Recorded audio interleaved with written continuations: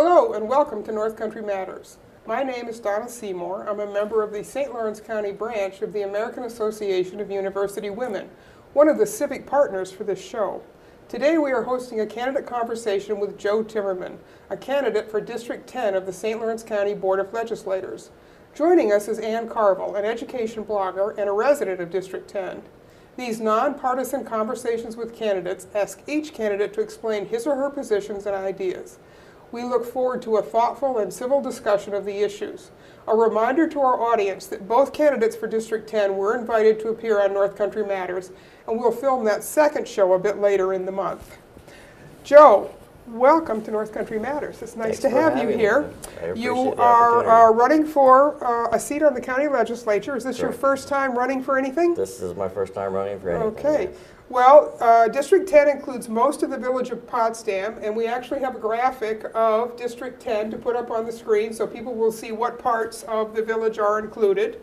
Joe, you're the chairman of the SUNY Potsdam Business Administration Department. You've been there for 13 years, and you were a banker before that. So, well, I was a banker well before that. Okay. Back in the 80s. Given your background, you probably have a pretty good handle on finances, which is always a necessary skill when dealing with the budget. So let's start our questioning there. Okay. For the second year in a row, St. Lawrence County has been designated one of the most fiscally stressed municipalities in the state, according to a report from the state comptroller, Thomas DiNapoli. The comptroller's monitoring system evaluates local governments on 23 different financial and environmental indicators and creates an overall fiscal score. St. Lawrence County got a score of 72.5, which gave it the 6th highest ranking among 14 municipalities on a significant stress level. The most common indicators include increases in child poverty, high unemployment, and decreases in state and federal aid. So given that score and the shape that we're in based on that hierarchy, what are your ideas for addressing this particular problem and trying to improve our fiscal situation? That is actually the issue that got me to run. I actually had some students come up to me and say, you talk about budget, you talk about finance, you talk about how bad debt is. Have you thought about taking that knowledge and using it in the public area? I was like, I hadn't actually, no. But then the more I thought about it and I had some more conversations, I decided that maybe I do have something to offer. One of the things that I've learned, you mentioned state aid. We have a bigger problem in St. Lawrence County than just losing state aid, and that is state mandates. We are one of the only states in the entire country where the counties bear a significant part of the responsibility for Medicare, Medicaid costs. And it's not an equal sharing where the wealthier counties, they don't have any trouble. They don't tend to have as many poor as we do, and yet we have to bear the same responsibility for funding those programs. So one thing that I would like to see the legislature do is press our state representatives, press Albany to maybe it doesn't have to be entirely state funded, but they could revamp the formulas. They could revamp the funding formulas to where a county like St. Lawrence County gets a break, and someplace like White Plains that doesn't need the break wouldn't have it. With more property wealth. Exactly, right? yes. We see the same thing in education funding. Well, that's the other area. Well, right now, one of the big issues, Potsdam and Canton, is consolidating the schools. We don't want to consolidate our schools. Potsdam is proud to be the Sandstoners, and Canton's proud of their schools. And now they're saying, well, you should bus your middle schoolers to Canton, and you should bus your high schoolers to Potsdam. And if you do that, we'll give you millions of dollars. And the problem with that is the millions of dollars, first of all, may or may not show up. But secondly, they're going to run out in about 5 years. That's what the estimates are. Right. So we totally shake up our communities because of something that's being basically imposed upon us by Albany. This is not right. This abuse, I would call it abuse, this abuse of the North Country by Albany. It's the same kind of thing in terms of the county is under financial stress because of Albany's decisions. School systems are under stress, so you make a good point there. Okay, Joe. My question is about county borrowing. Last December, the legislature voted to increase county sales tax by 1%, up to 8%.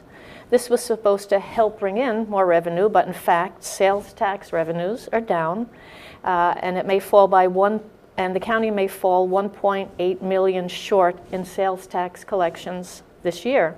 For the past few years, the county has had to borrow money to cover shortfalls in revenue due to delays in state reimbursements, delays in received property taxes, and smaller sales tax revenues, smaller than anticipated.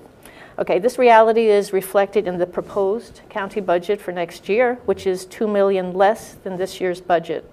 There is also an associated cost with additional interest payments when we borrow money. So, having said that, the question is, what are your suggestions for how to deal with the problems of county borrowing? First of all, you've hit on the exact reason why I ended up being talked into running. I was in class one day complaining about the raising of the sales tax. The sales tax is the most regressive tax in existence. It just is. It hits the poor far more than it hits upper middle class, wealthier people. Mm-hmm. And effectively, the current legislature likes to talk about, well, it was just a 1% increase. Okay, no, it was a 1 percentage point increase on a 7% sales tax. That's actually a 14% increase in the sales tax, mm-hmm. right there. So it was a regressive tax that I wasn't happy with to start with. And then basic economics tells you when you effectively raise prices, people buy less. There's a limited amount of money when it has to go to tax. They can't buy as much. Mm-hmm. So the projections that were being used for the current budget were pretty much saying, okay, well, we're going to have the same level of sales, but we'll make more money off of it. Mm-hmm. I said, okay, no, you're not going to have the same level of sales because prices have gone up. So that, and I was in class complaining about that. They may actually call that voodoo economics. I've heard that term before, yes I have. It doesn't work. We've also been hit, though, at the same time, for various reasons. The U.S. dollar has gotten somewhat stronger against the Canadian dollar. So we raised prices in St. Lawrence County. The dollar got stronger, and so the Canadians have quit coming across the border to the same extent that they were. Mm-hmm. And that's kind of double-barreled right there. At the same time, we had just had a huge property tax increase. Right. We have some of the highest property taxes in the country in northern New York. Mm-hmm. We don't have the money to do that. To support that, yeah. To support that. Mm-hmm. It ends up coming back to my earlier problem with Albany. Albany puts these mandates on us, then they don't fund us. Mm-hmm. I shouldn't use a stat that I'm not 100% sure of, but it's somewhere near half of our tax dollars are due to Albany mandates. Mm-hmm. That when I say taxes, I mean county level taxes. So again, we're going to have to lobby hard, and by lobby I don't mean a paid lobbyist, I mean public servants. Have this conversation Have this conversation loudly, maybe, to some of the people in Albany. Without that, I'm not really sure we're going to be able to completely turn things around.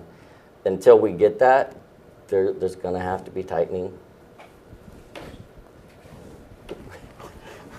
Without that, there's going to have to be some hard decisions. There are, and I can't give you any specifics on what those will be because the budget numbers are somewhat general when you're just looking at the budget, and you're going to have to actually have the time and sit down item by item, basically, and try to figure out. It's going to hurt. I hate doing it. At the same time, I'm a dad, so I'm used to having to say no sometimes. Yes, make tough decisions, exactly. And you raised a good point earlier when you talked about the high poverty rates and how the people at the low end of the income scale get really hurt by something like an increase in the sales tax.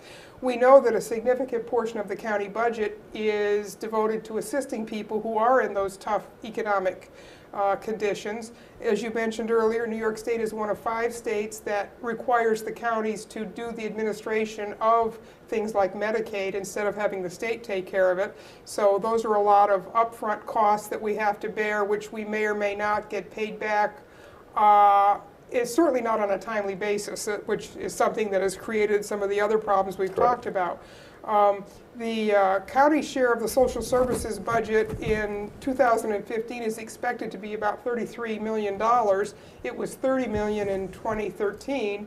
That includes programs like Medicaid, food stamps, winter heating help, you know, all that whole range of services that we provide.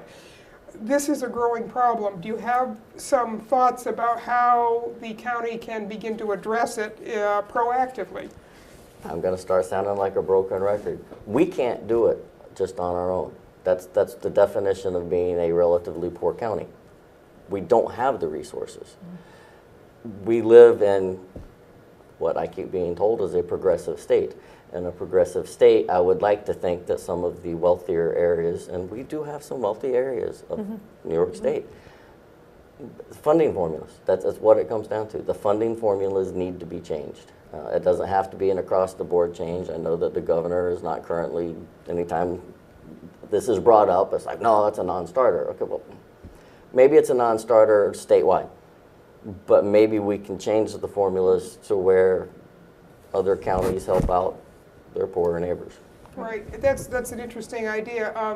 We had AAUW had a meeting last week with, and we were concerned about food insecurity and poverty, and we learned from the Potsdam Neighborhood Center that they had, in September, they had emergency food calls for 277 households in Potsdam. You said September? In September. Yeah, so we're not even into the winter No, months we're not yet. even into the winter yet, exactly.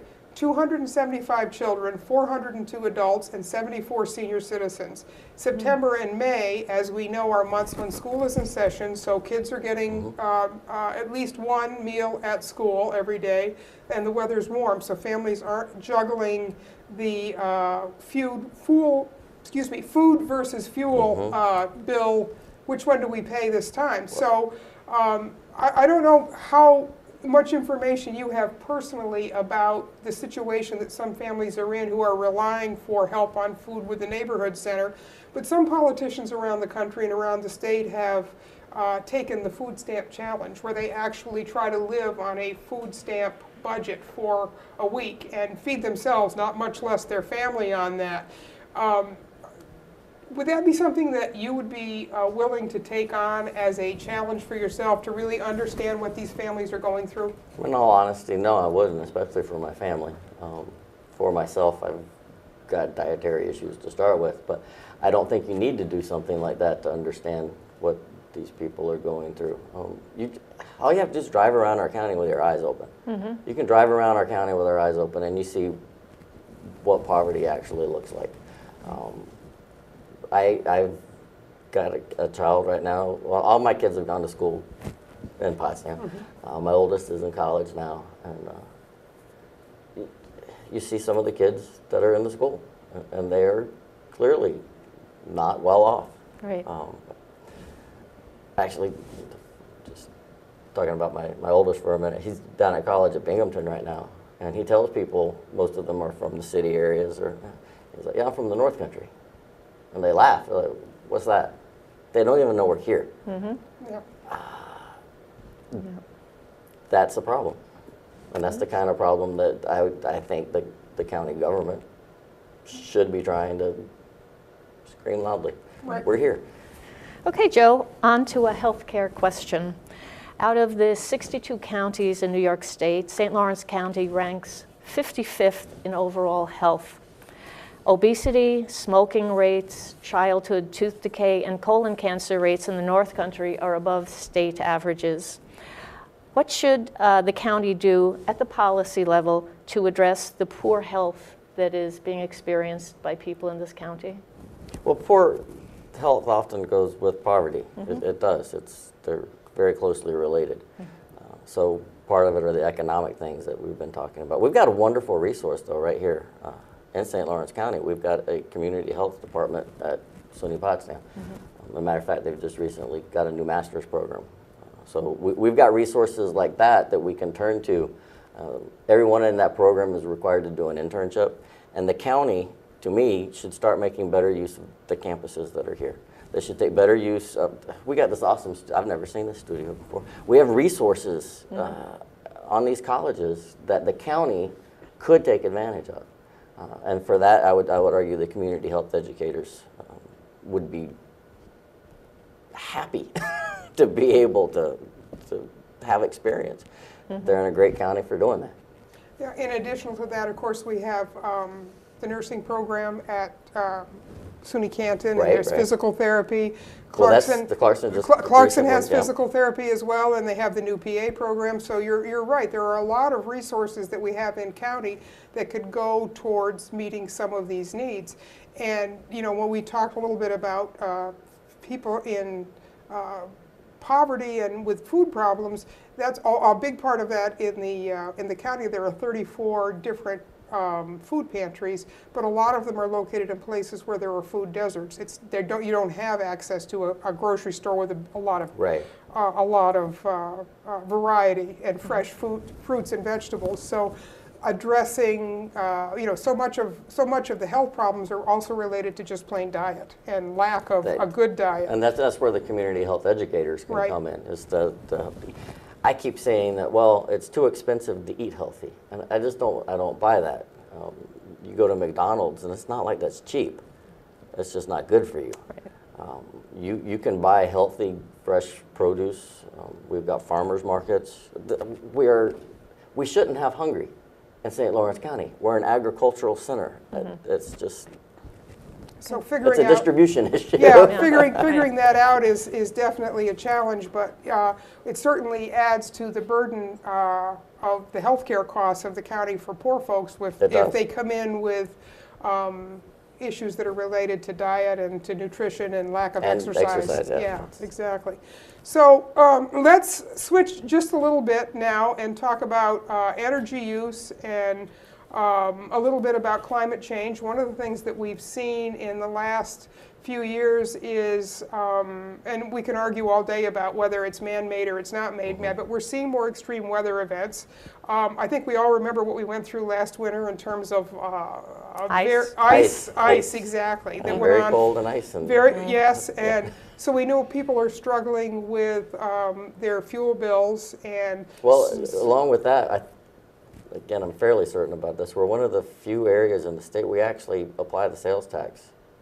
That's to correct. home heating oil. We do. The state does not, and The we do. state does not, Yeah. and we do. And one of the promises I kind of remember hearing was, okay, we'll raise the sales tax to 8%, but we'll take home heating oil, and that didn't happen. And that's certainly an area that the county could revisit, that's for sure.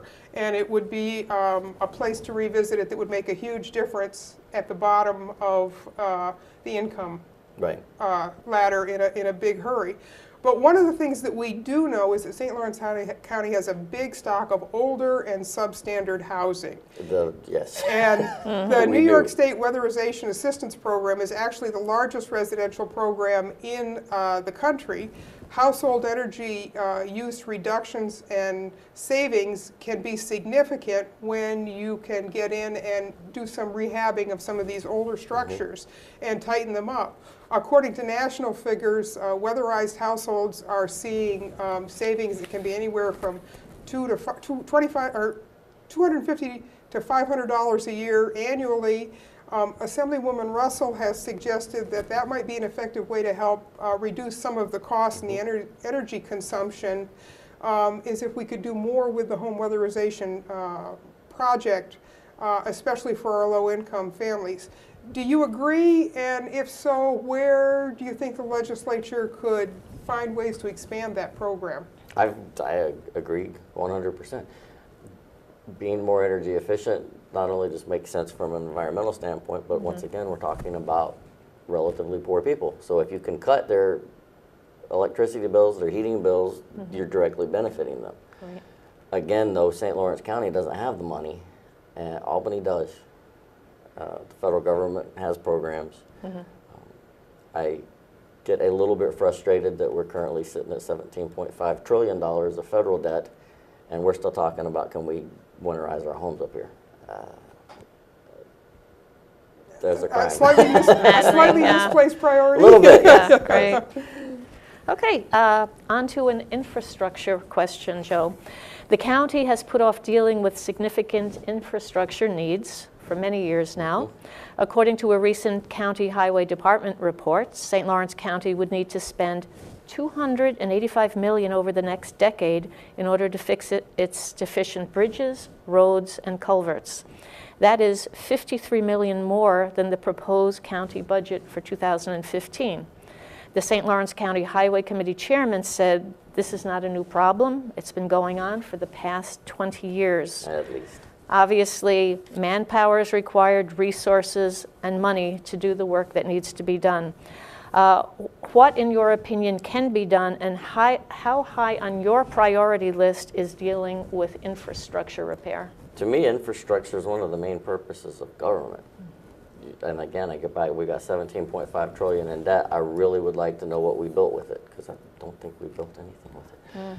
Not and here again, anyway. Well, yeah, and then never mind. Then, again, we don't have that money.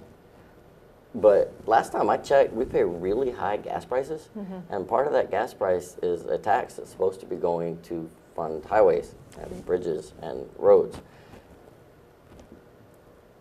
This is an area, again, that the state, Albany, is failing our county.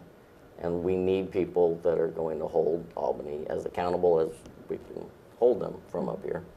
Which again, when they don't know you're here, they can ignore you. I want to make sure they know we're here. Joe, one of the kind of, it's not a hidden problem, but it may be kind of an out-of-sight problem, are some of the issues that face our aging population. According to the census figures for 2013, 15% of our county is 65 years and older, and we know that that population is increasing quickly as the boomer generation begins to retire and becomes that age. I hate to use the word state again, but the state funding for services like management of care and Meals on Wheels hasn't been increased in over a decade. There doesn't seem to be a lot of attention being paid to this part of the population on the part of the state. And we know that they have specialized health needs that have to be planned for, as well as they need safe living environments, and as much as possible they want to stay in their own home rather than have to go into some kind of a different sort of a housing arrangement. Do you see this as a policy area that the county legislature should be spending some time and energy thinking about? Oh, definitely is something we should be thinking about. And again, maybe thinking differently than has been thought. The answer doesn't have to be the county's got to come up with more money that we don't have. Once again, it would help if the state would help out. But we've got the people watching at home can't see the students that are behind the cameras here. We have thousands of college students in St. Lawrence County. Our young people like to volunteer. Some of the volunteers that I've had working on my campaign go knock on doors for me. And the elderly in the county, they're thrilled. They're thrilled to have the younger college students to chat with and to talk to. We need to marshal those forces. We need to come up with some type of cooperative programs between the county and the colleges and give opportunities for the students. The students are always looking for something additional to have on their resumes too. And community service is always a good thing. So we should have community service programs like that. One of my bigger fears for our county, one of the reasons that our percentage of elderly is going up is because the young people are leaving. They don't stay. The brain drain. It's a brain drain, an energy drain, A worker drain? a worker drain, exactly, an entrepreneur drain. One of the things we try to teach in the business program over there is entrepreneurship. And so we get some great ideas. And then they go to Saratoga and they go down to Albany. They go elsewhere with their great ideas. And one of the things we know is that the days of finding the big industrial employer to move into an area is long over. So we're going to have to look for those business opportunities in a smaller, more niche type driven opportunity. And again, right here in Clarkson. Clarkson has wonderful programs in engineering and material sciences. And these they can all be relatively small type businesses. At SUNY Potsdam, one of the student businesses, Mad Stop Records, they've got their own record, but they don't do records anymore, but they still call it that for some reason. But they've got their own facilities for doing. We need to, again, take advantages of what we have. To me, our main resources, in addition to agriculture, are the colleges. And I don't think the county partners very well with, So we're with the resources losing too that many we of our have. people resources. Exactly. Yeah. Exactly. Or at least take advantage of them while they're here. Yeah. You know, Right. but maybe they are going to leave, but at least while they're here, give them a good experience while they're here. Yeah. Our And best connect them- advocates. Connect them to the community. Exactly. Yeah. Our best advocates can be our graduates who, even if they do go away, okay, they know what the North Country is. They know what we're about. They know our needs. They might come back with an entrepreneurial idea. Well, we've just about reached the end of our time, Joe, but we wanted to give you a minute or so if there was a particular message that you wanted to send to the viewers about where, why you're doing what you're doing and what you hope to accomplish beyond the questions that we've talked about.